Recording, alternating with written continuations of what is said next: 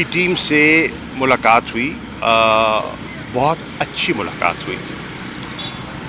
IMF ने पाकिस्तान को 3 अरब dollar की 9 माह की एक ब्रिज फैसिलिटी दी है और PTI की नज़र में ये जो स्टैंड बाय एग्रीमेंट है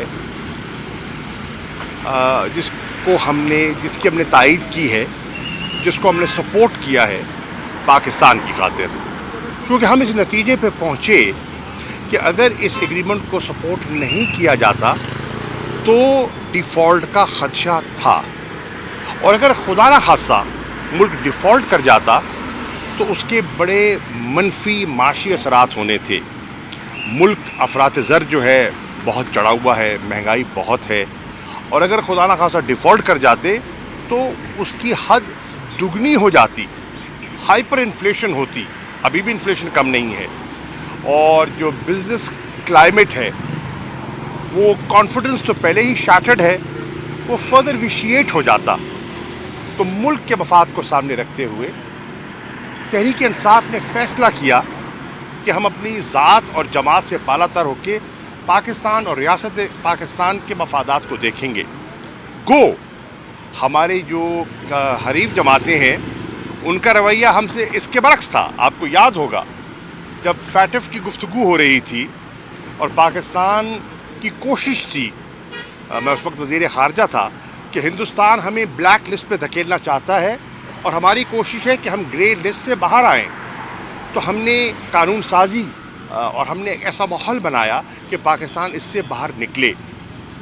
बदकिस्मती से उस वक़्त जो इस वक्त PDM की जमातें हैं उन्होंने हमसे ताउन न किया, हमसे नहीं पाकिस्तान से ताउन न किया, और उन्होंने अपनी ख्वाहिशात का एक पलंदा जिसको वो नैब कवानीन की तरामीम हमारे सामने उन्हें रख दी और मशरूत कर दिया कि अगर आपने हमारा वोट लेना है तो नैब के इन कवानीन में, इन शिकों में तब्दीली लाइए।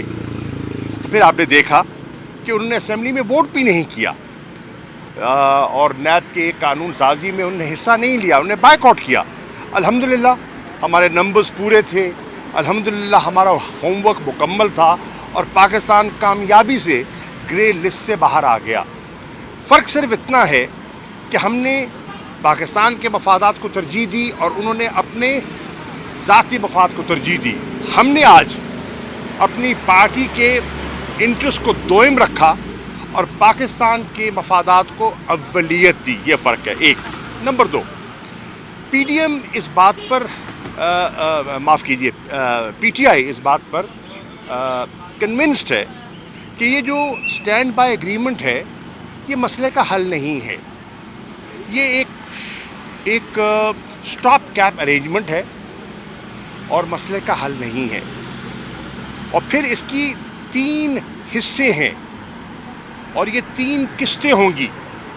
पहली किस्त उन्होंने कहा है वो देना चाहेंगे अब, ताकि जो एक स्टेबिलिटी आए और गैर यकीनी सूरत हाल ख़त्म हो, और वो तकरीबन $1 बिलियन की होगी। दूसरी किस्त तब दी जाएगी तब ख्याल ये है कि मुल्क में इंटरिम गवर्नमेंट आ चुकी होगी, केयर टेकर गवर्नमेंट आ चुकी होगी, क्योंकि असेंबलियों की मियाद जो है वो 12 अगस्त को पूरी हो जाएगी। और तीसरी किस्त जो है उसकी डिसबर्समेंट होगी जब नई हुकूमत मार्ज़ वजूद में आ चुकी होगी।